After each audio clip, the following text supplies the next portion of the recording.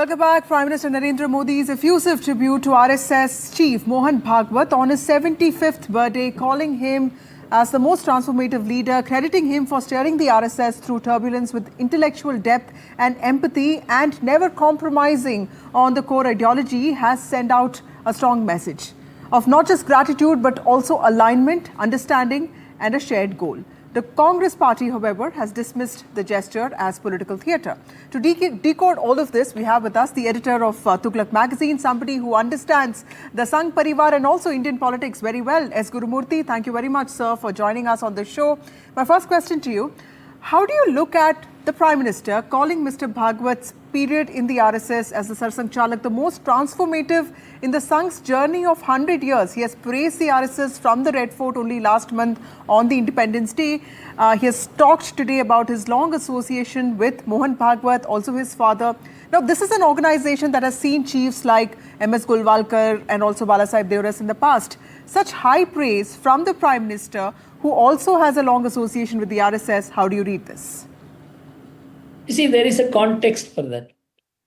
The 100 years of RSS is a very important milestone from where you look back and also look forward.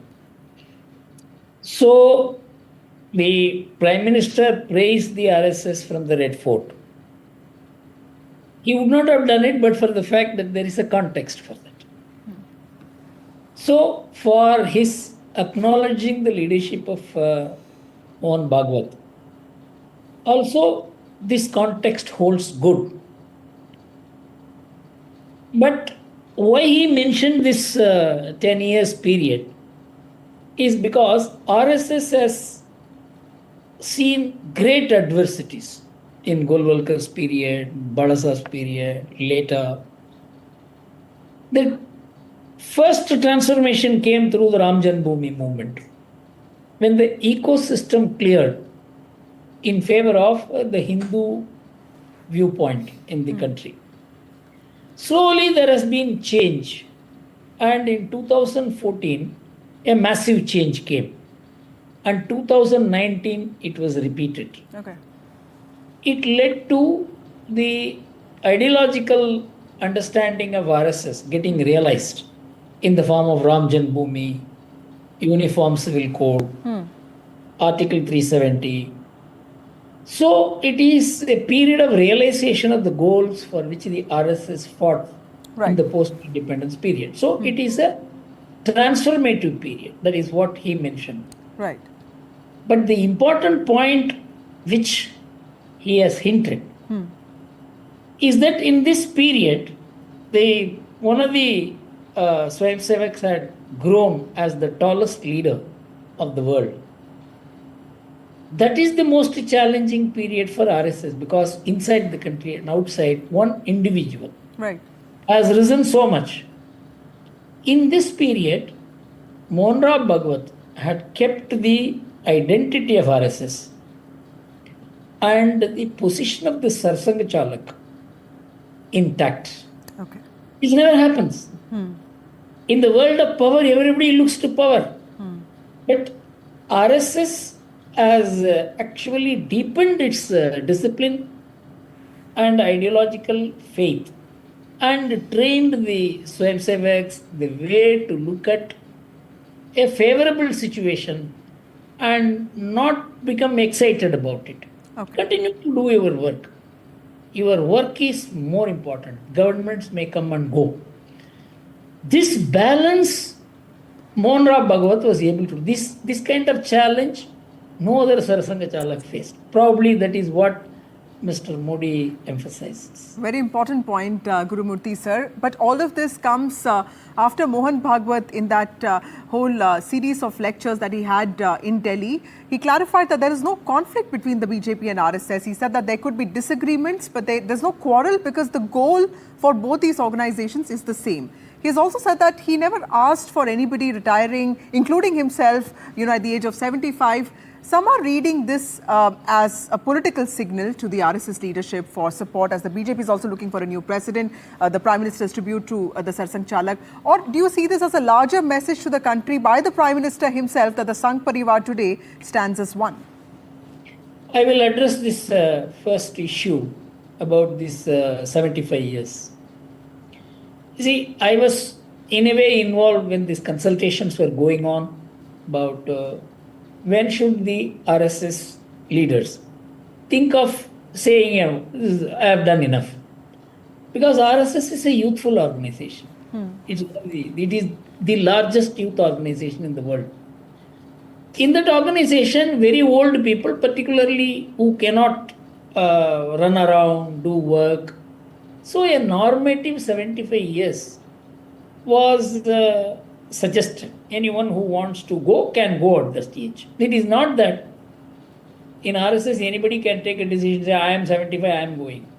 Say, I am going, they can say, but the organization will take a decision whether they should go or not.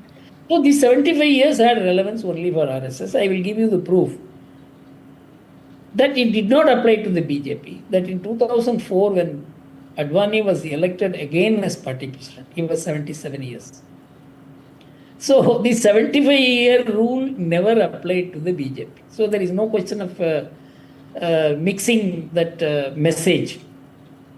So far as the fact that RSS and BJP have a converged goal, each in their different fields, it doesn't require any explanation at all. They have. But there are areas where they have to work together. There are areas where they have to work parallelly. Right. That parallel work will not mean that we have quarrel, we have differences, we have fight. We have differences of opinion on whether something should be done now or later. These are matters of discussion. But RSS has built a culture of conduct based on intense discipline and self-control, self-restraint. Self-restraint is the hallmark of RSS functioning because I have seen it from within for almost 50 years, from 1971. This culture is what is the basis. It cannot be an understanding or a memorandum of understanding between RSS and BJP or between RSS and other organizations. So multiples of organizations. There is a way of functioning. There is culture. That is what is the common factor, that we understand each other's position. BJP has to deal with the larger world. It has to deal with international positions, international situations, leaders, different nations. Right. Friendship, enmity, because this cannot be decided by the RSS. Right. RSS may have a view on it. Right. But it knows that it is the BJP which has the expertise to do this, the duty to do it. Right. So they understand each other's views, but they also know this job can be done only by the state and the BJP. This is what they mean. Right. If the BJP is to choose a president, maybe there will be consultation with the RSS, but the decision will be taken by the BJP. Right. So they have a perfect working arrangement. Right. The perfect arrangement is what even Mohan Bhagwat also spoke about. But Mr. Gurumurthy, the Congress party has framed Prime Minister Modi's praise as a calculated move to appease the RSS leadership ahead of these political battles. How do you see that? Because the opposition is saying that the Prime Minister has always been part of the RSS, but it's only now that he's praising the RSS so openly. So there clearly is something more than what captures the eye. This would be something relevant only if there was no context for the Prime Minister to praise the RSS. I said 100 years an organization has functioned with such restraint and performance and changed the ecosystem in the country. So the tribute to RSS is overdue. But it has to be done in a context. You cannot be praising RSS every year. Yeah. So you praise it only when there is a context for that. But so far as the Congress is concerned, most people do not know the history of the Congress. The Congress came to power, but Sarva Seva Sangh was supposed to be the moral monitor of the RSS, the Congress. But Sarva Seva Sangh, many people felt RSS to BJP or Jan Sangh. Right.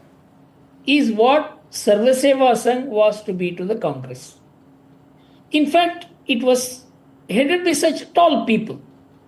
First, Vinoba Bhave, Jayaprakash Narayan.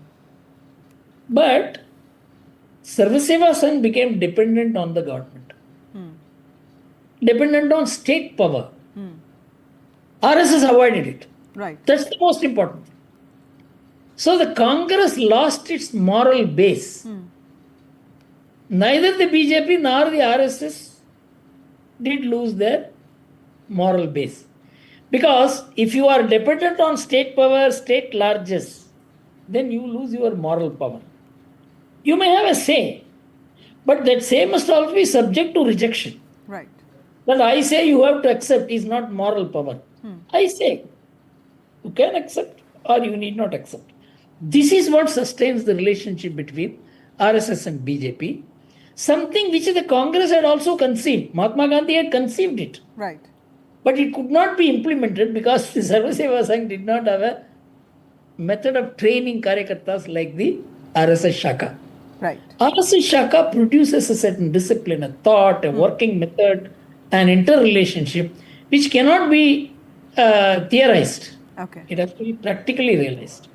That's a very important insight. Thank you, Gurumurthy sir, for joining us. Thuglak editor S Gurumurthy on Prime Minister Modi's tribute to Mohan Bhagwat and the larger message behind it. Thank you so much for joining us. Prime Minister Modi emphasized Mohan Bhagwat's role in promoting harmony and national integration today, and that was S Gurumurthy decoding that message for us.